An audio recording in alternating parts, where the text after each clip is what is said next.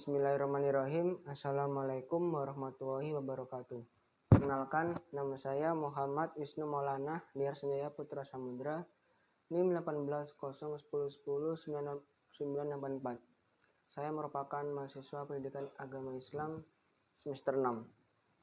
Di sini saya akan membacakan mengenai jawaban final tes pada mata kuliah sejarah Islam Indonesia yang diampu oleh Ibu DC Yuliani Wikaryo MPD. Langsung saja mengenai pembacaannya.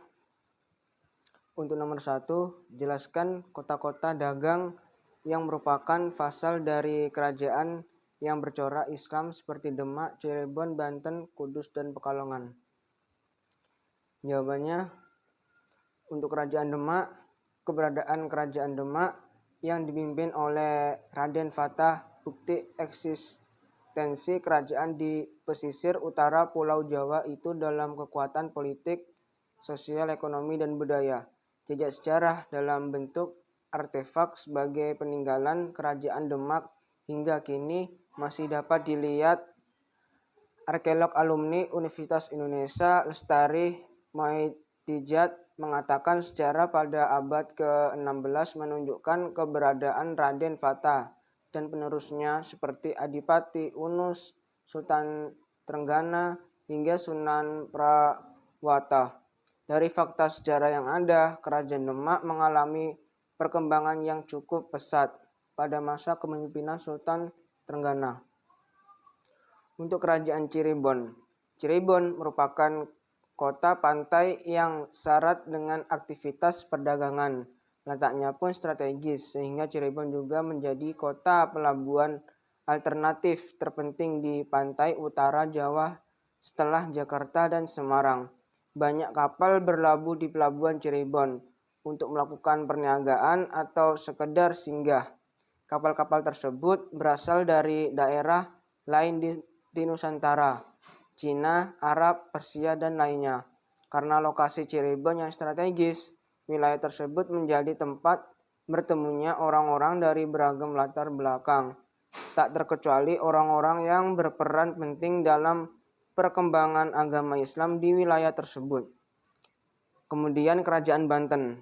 Banten pada masa lalu tercatat sebagai pusat perdagangan internasional seperti sumber Cina yang berjudul Sung Peng Siang Sung pada tahun 1430. Ia menyebut nama Bantam sebagai satu dari beberapa daerah yang menjadi rute pelayanan mereka. Hingga berita Times pada tahun 1513 ia menggambarkan Banten sebagai sebuah kota pelabuhan yang ramai. Terdapat faktor eksternal dan internal yang mendukung rute pelayaran, yaitu faktor eksternalnya berupa semangat dunia yang mendorong ditemukannya jalur-jalur pelayaran baru yang secara otomatis membuka wilayah-wilayah baru, termasuk Banten yang menjadi satu di antara mata rantai yang terbentuk. Kemudian untuk faktor internalnya berupa daya alam berupa rempah-rempah. Sumber daya alam Banten memang sangat mendukung terbentuknya sebagai bandar perniagaan internasional. Kemudian kerajaan Kudus. Kata Najib, sejak dulu masyarakat Kudus memang dikenal sebagai seorang pedagang. Bukti masyarakat Kudus sebagai pedagang dapat dilihat pada daerah bernama Kampung Kudusan di Lumajang, Jawa Timur. Hal demikian terjadi pada pedagang yang menjual barang dari daerah lain yang mendapatkan julukan belayar. Apalagi status pedagang waktu itu memang lebih tinggi jika dibandingkan dengan seorang pegawai pemerintahan, karena pegawai masih dipandang sebagai seorang yang dekat dengan kolonial. Hingga sekarang masih banyak orang tua yang mengancam anaknya yang nakal akan menikahkannya dengan pegawai. Orang tua lebih memilih menantu seorang pedagang daripada pegawai. Selanjutnya, untuk Pekalongan. Kota Pekalongan memiliki pelabuhan perikanan terbesar di Pulau Jawa. Pelabuhan ini sering menjadi transit dan area pelelangan hasil tangkapan laut oleh para nelayan dari berbagai daerah. Selain itu, Kota Pekalongan banyak terdapat perusahaan pengolahan hasil laut seperti ikan asin, ikan asap, tepung ikan, terasi, sarden, dan kerupuk, baik perusahaan berskala besar maupun industri rumah tangga. Kota Pekalongan terkenal dengan nuansa religiusnya karena mayoritas penduduk memeluk agama Islam. Ada beberapa adat tradisi di Pekalongan yang tidak dijumpai di daerah lain, semisalnya swalayan, sedekah bumi, dan lain sebagainya. Swalayan adalah perayaan 7 hari setelah Idul Fitri dan disemarakkan dengan pemotongan lopis raksasa untuk kemudian dibagi-bagikan kepada para pengunjung. Kemudian nomor 2. Sebutkan contoh-contoh kerajaan yang bercorak Islam khususnya di Sumatera dan Jawa. Kerajaan Islam di Sumatera yaitu Kerajaan Ciumpa, Kesultanan Peurewulak, Kesultanan Samudra Pasai, Kesultanan Lamuri, Kerajaan Linge, Kerajaan Siguntur, Kesultanan Indrapura, Kerajaan Pedir. Kemudian untuk kerajaan Islam di Jawa yaitu Kerajaan Demak, Kerajaan Banten, Kesultanan Cirebon, Kerajaan Ternate, Kerajaan Tidore, Kerajaan Bacan, Kerajaan Banggai, dan Kerajaan Bone. Nomor 3, jelaskan terbentuknya Kerajaan Banjar dan Gowatalo. Terbentuknya Kerajaan Banjar. Terbentuknya Kerajaan Banjar tidak lepas dari negara Daha. Kerajaan Hindu yang pernah berkuasa saat itu, Raja Negara Daha, Raden Sukamara, mewasiatkan takhta kerajaan kepada cucunya Raden Samudra. Namun anak Raden Sukamara, Pangeran Tumenggung, merebut takhta tersebut hingga memaksa Raden Samudra melarikan diri dan bersembunyi di daerah hilir Sungai Barito karena nyawanya terancam. Dalam pelariannya, Raden Samudra membentuk kesepakatan dengan komunitas Melayu.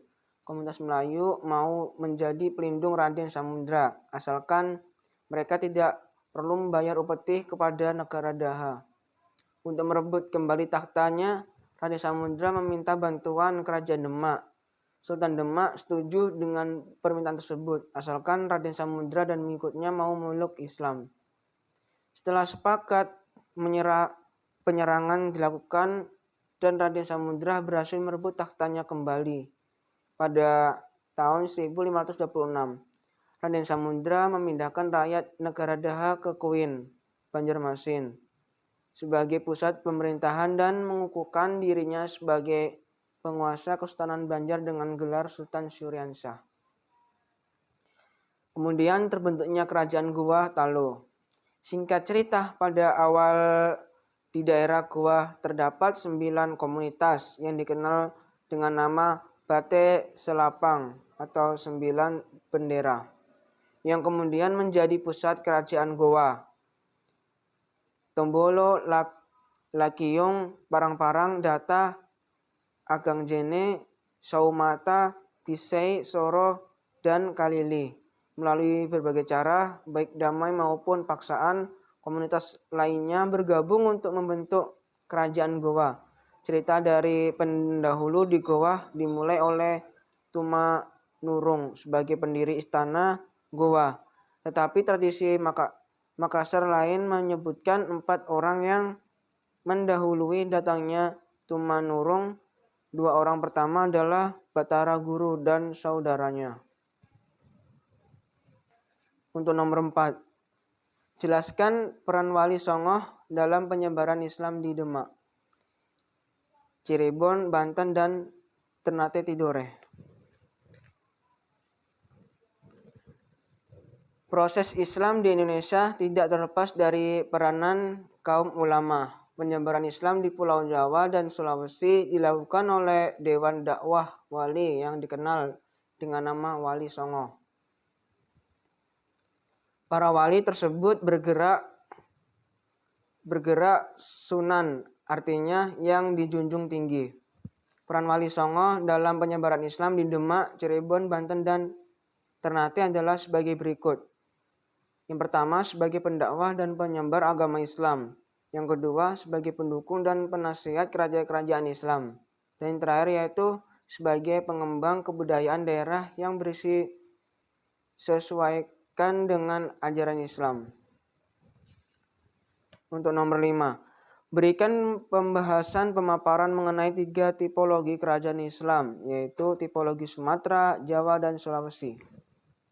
Untuk tipologi Sumatera, Provinsi Sumatera Barat merupakan salah satu daerah provinsi dengan penduduknya mayoritas beragama Islam dan juga terkenal dengan istilah adat Basandi Syarak Basandi Kitabulo, yang merupakan ciri khas masyarakat Minangkabau dalam menjalankan ajaran Islam dan adat Minangkabau. Hal ini berarti sumber dasar hukum Minangkabau adalah hukum Islam, di mana hukum Islam bersumber kepada Al-Quran dan Sunnah yang menjadi pedoman hidup umat Islam dan juga masyarakat Minangkabau. Pengaruh adat dan agama di Sumatera Barat telah menghasilkan berbagai kebijakan-kebijakan dari pemerintah Sumatera Barat bernuansa syariat Islam, di mana masyarakat Sumatera Barat harus menjalankan kebijakan dari pemerintah tersebut. Kemudian tipologi Jawa. Terkait dengan tipologi keberagaman Islam di Jawa, Grace menemukan 3 tipologi, yaitu santri, abangan, dan priayi. Tipe santri menurut Grace ditunjukkan kepada orang atau kelompok Islam yang taat dan rajin beribadah sesuai dengan ajaran Islam yang murni. Kelompok ini menjauh dari perilaku-perilaku yang berbau kesyirikan dan bid'ah, seperti selamatan dan kepercayaan pada hal-hal mistis. Kelompok santri mempunyai pengaruh kuat terhadap para pedagang dan petani-petani yang relatif kaya. Kelompok santri adalah kelompok yang sangat eksklusif. Mereka tidak toleran terhadap kesenian dan kebudayaan Jawa. Inilah alasan mengapa kelompok santri menjadi minoritas. Dan yang terakhir yaitu tipologi Sulawesi. Di Sulawesi, integrasi ajaran Islam dan lembaga-lembaganya dalam pemerintahan, kerajaan, dan adat lebih lancar karena peranan raja di Sulawesi. Kerajaan yang mula-mula menerima Islam dengan resmi adalah Kerajaan Talo di Sulawesi Selatan. Kemudian muncul Kerajaan Goa yang pada waktu itu sudah merupakan kerajaan terkuat di seluruh dataran Sulawesi. Kerajaan sangat ditaati rakyatnya. Mengenai kapan masuknya Islam di Sulawesi Selatan, ini terdapat berbagai versi, antara lain versi Spelman yang menyebutkan tahun 1603, Valentin menyebutkan tahun 1605, Black menyebutkan tahun 1603, Radermaja juga mengungkapkan tahun 1603, sementara Cherful dan Raffles menyebutkan tahun 1605. Untuk soal nomor 6, bagaimana pendapat mengenai teori penetrasi Barat di Nusantara serta munculnya kolonialisme dan imperialisme terhadap kerajaan yang bercorak Islam?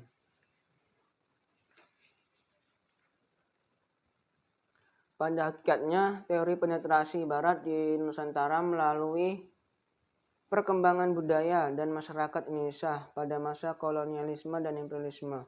Setelah melalui tahap analisis dengan teori difusi yang menyatakan terjadinya suatu pengaruh kebudayaan yang lain, sehingga membentuk kebudayaan baru atau yang lain.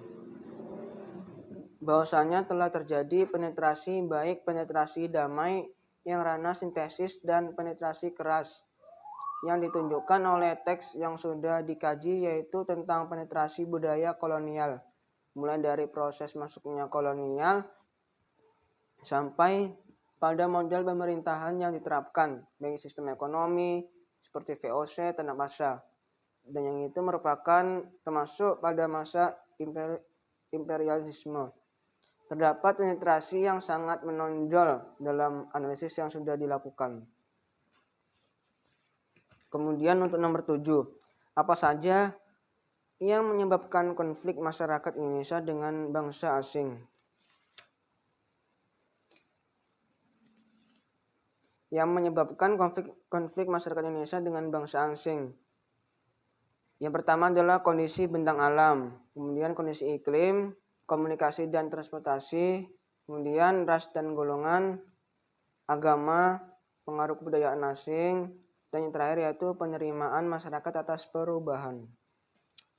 Nomor 8. Bagaimana pandanganmu mengenai kondisi umat Islam di Indonesia pada masa pra-kemerdekaan dan pasca kemerdekaan?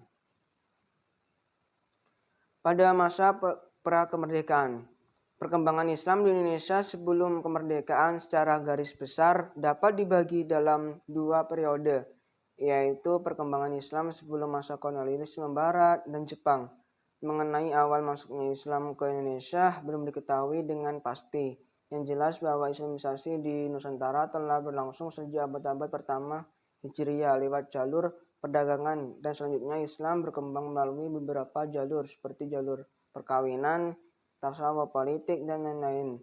Dalam proses Islamisasi terjadi interaksi antara budaya lokal sehingga corak Islam di beberapa tempat berjalan sesuai dengan tradisi dan budaya setempat tanpa mengurangi nilai Islam yang sesungguhnya. Kemudian untuk pasca kemerdekaan, peradaban Islam di Indonesia pasca kemerdekaan telah mengalami keguncangan di mana perseteruan antara kelompok nasionalis dan kelompok Islam serta kelompok lainnya masing-masing berpegang teguh pada misi mereka untuk menjadikan negara Indonesia menjadi negara Islam, negara Pancasila. Dengan timbulnya masalah ini, maka timbullah pergerakan-pergerakan partai-partai dan pemberontakan yang dilakukan oleh Islam karena mereka kecewa dengan hasil keputusan Presiden yang menjadikan dasar negara Indonesia sebagai negara Pancasila. Untuk nomor 9.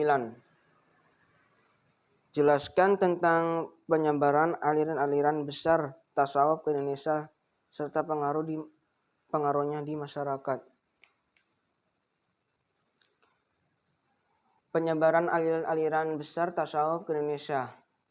Jadi, para sufi memainkan peran yang besar dalam proses masuk dan berkembangnya Islam di Nusantara, terutama dalam terciptanya konversi yang besar dari penduduk lokal atau pribumi kepada Islam. Hal ini sekaligus menunjukkan bahwa corak Islam yang berkembang pada masa awal ialah tasawuf, khususnya di Indonesia. Berkembangnya tarekat tidak lepas dari proses masuknya Islam di wilayah ini. Islam yang masuk di Indonesia pada mulanya bercorak tasawuf, yang dibuktikan oleh beberapa data yang ditunjukkan oleh prasejarawan. Kemudian, untuk pengaruh tasawuf di masyarakat. Tasawuf dalam kehidupan sosial mempunyai pengaruh yang signifikan dalam menuntaskan permasalahan dan penyakit sosial yang ada. Amalan yang terdapat dalam ajaran tasawuf akan membimbing seseorang dalam mengarungi kehidupan dunia menjadi manusia yang arif, bijaksana, dan profesional dalam kehidupan bermasyarakat. Tasawuf sendiri selain memahami realitas lahiriah juga mampu memahami realitas batiniah sehingga seseorang mampu berinteraksi secara harmonis, serasi dan seimbang secara ubudiyah maupun muamalah berdasarkan nilai-nilai ajaran agama Islam.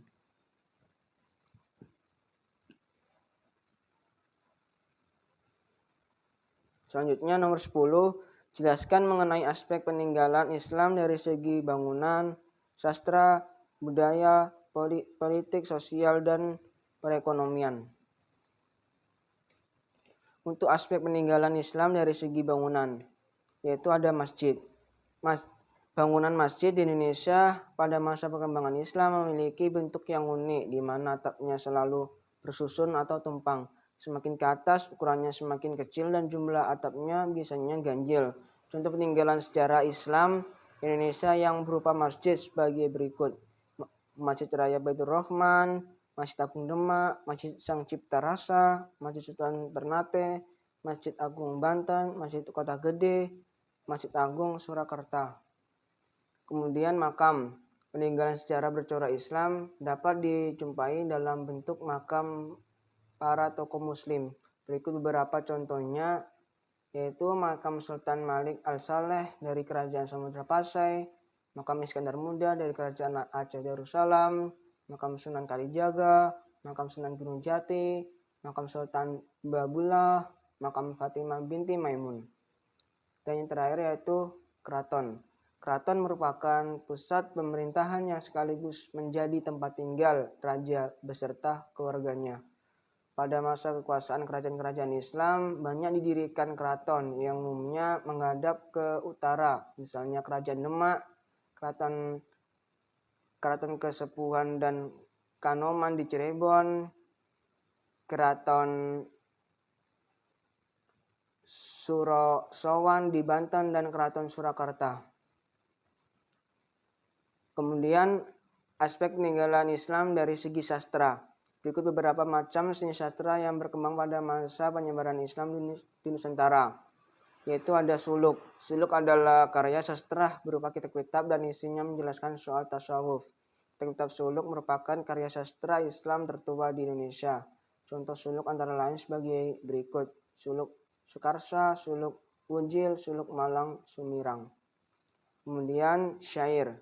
Syair adalah karya sastra berupa sajak-sajak yang dalam satu bait terdiri dari 4 baris dan tiap barisnya berakhir dengan bunyi yang sama. Misalnya syair Sidang Fakir karya Hamzah Fansuri. Kemudian hikayat. Hikayat adalah karya sastra yang berisi cerita sejarah ataupun dongeng. Beberapa hikayat yang terkenal antara lain hikayat Iskandar Zulkarnain, hikayat Raja-Raja Pasai, hikayat Haidir, dan hikayat 1001 Malam. Kemudian babat. Babat berisi cerita sejarah yang biasanya berisi campuran antara fakta, mitos, dan kepercayaan. Contoh babat adalah babat Tanah Jawi, babat Cirebon, babat Pajajaran, babat Mataram, dan babat Surakarta. Kemudian aspek peninggalan Islam dari segi budaya. Berikut beberapa macam budaya yang berkembang pada masa penyebaran Islam di Nusantara, yaitu tulisan prasasti, naskah kuno, bangunan candi, masjid, istana, makam, monumen, gedung. Kemudian fosil, artefak, patung. Selanjutnya, aspek peninggalan Islam dari segi politik. Berikut beberapa macam politik yang berkembang pada masa penyebaran Islam di Nusantara, yaitu sistem pemerintahan berbentuk kerajaan tetapi berubah menjadi kesultanan. Kemudian raja berganti sultan. Dan yang terakhir yaitu para pemimpin disebut khalifah. Selanjutnya aspek peninggalan Islam dari segi sosial. Berikut beberapa macam sosial yang berkembang pada masa penyebaran Islam, yaitu peninggalan sosial budaya yang mewariskan tidak berupa barang tetapi budaya, seperti seni, gamelan, wayang, permainan debus, saudati atau tarian dari Aceh. Dan yang terakhir yaitu aspek peninggalan Islam dari segi perekonomian. Perdagangan memang bukan hanya peradaban Islam saja yang menciptakannya, akan tetapi dari segi ekonomi, peradaban Islam dan Cina adalah faktor pendorong peradaban dari perdagangan dan perniagaan. Mungkin saja pemaparan dari hasil jawaban UAS pada mata kuliah sejarah Islam di Indonesia. Jika ada kata yang kurang berkenan atau yang kurang baik didengar, saya minta mohon maaf yang sebesar-besarnya. Marilah kita membaca doa kafaratul majelis. Subhanaka wa ma bihamdika asyhadu an la ilaha illa anta astaghfiruka wa atubu ilaik. Akhirul kalam wabillahi taufiq wal hidayah wa ridwan wal inayah. Assalamualaikum warahmatullahi wabarakatuh. Saya selaku mahasiswa dari Ibu DC Yuliani, yaitu Muhammad Ismaulana, izin undur diri.